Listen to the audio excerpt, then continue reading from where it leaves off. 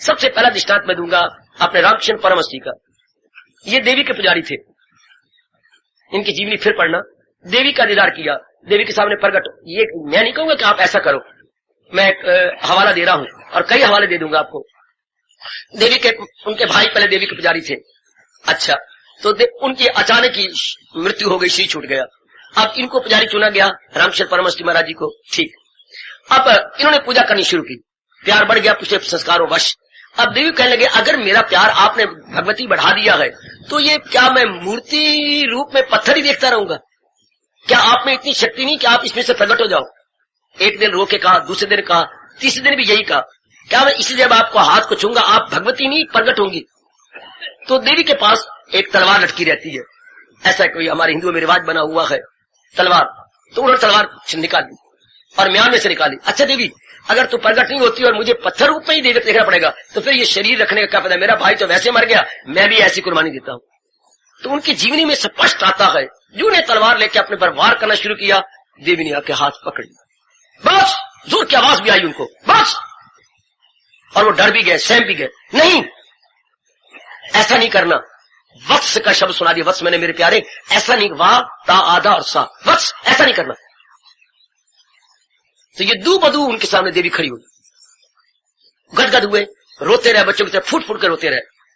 और फिर कुछ कहा वरदान के लिए, तो वो खुद बताते हैं लोगों को कि जब देवी ने वरदान के लिए कहा तो मैंने कहा मैं जब चाहूं आप मेरे सामने प्रकट होता। देवी मुस्कुराती, हाँ वत्स ऐसा ही होगा, अंतर्धान होगी या उसी मूर्ति में, मूर्ति के विग्रह में, विग्रह बोलती है, विग्रह में समा गई।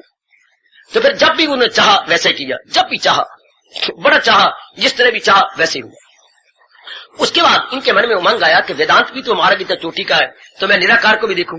इन्होंने कोई 5.5 महीने निराकार की साधना की वेदांत द्वारा कि मैं वही आत्मा हूं, मैं शरीर नहीं हूं। तो खुद ही अपने श्रीमुख से बताती हैं कि मैंने अपने आप को उसी भगवान रूप में देखा, वो ज्योति मैंने अपने अंदर देखी और मेरे भगवान ने बताया यही तू है।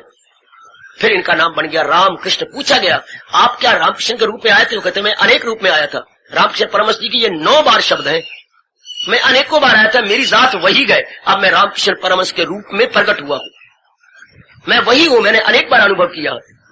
फिर इन्होंने कई साधना जो हमारे देश में चलती है, शंकर रूप में शंकर को साक्षात कर लिया, फिर नारायण रूप में नारायण को साक्षात किया, फिर विष्णु रूप में इन्होंने 16 साधना कर करके अपने आप को प्रकट किया। फिर गोपी बन गए कि मैं गोपी बन जाऊंगा, मैं गोपी बन के कान को देखूंगा और मैं कैसे मुंह से निकालूं। जू गोपी का ध्यान करते गए नारियों के अंग भी उभरते गए। ये उस समय के लोगों ने बड़ी हैरानगी प्रकट की कि ये क्या, ये भगवान ने अलौकिकपना क्या कर दिया। नारियों का चोला पहन लिया, नारियों की जैसे आप तू पहनते हो वो कपड़े पहन लिए और भगवान ने अंग भी ऐसे विकसित करने शुरू कर दिए। कुछ महीने लगातार गोपी बन के काहन को प्रकट किया। आप जीवनी पढ़ना, इनकी रामकृष्ण परमहंस लाइब्रेरी में होगी, आपको ऐसी अलौकिक बातें कई प्रतीत होंगी। इन्होंने 16 साधनाएं की, 16 प्रकार के, और साक्षात्कार जी भर के किया, जी भर कर। फिर कान्हा ने कहा, महाराज जी ने कहा अब तूने ऐसा कर लिया, अपनी जिद पूरी कर ली, लेकिन आप असली रूप में आ जाओ। तो फिर उनके कह इन्होंने विवेकानंद को बताया, बाकी फिर ये रामकृष्ण परमहंस के ही रूप में, नर के रूप में यानी वापस आ गए, गोपी का रूप छोड़ दिया।